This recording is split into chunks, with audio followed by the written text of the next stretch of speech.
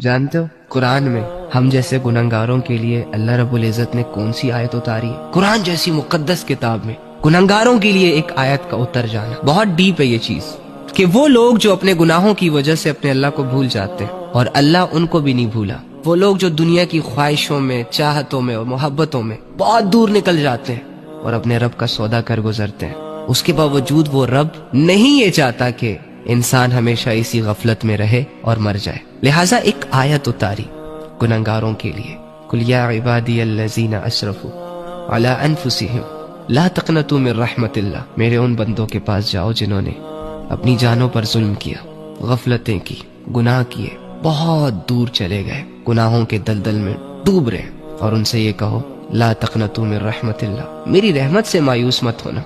जब कभी भी तुम्हें मेरी जरूरत पड़े पुकार लेना मुझे, ये मत सोचना कि मेरी पुकार अल्लाह तक नहीं जाएगी।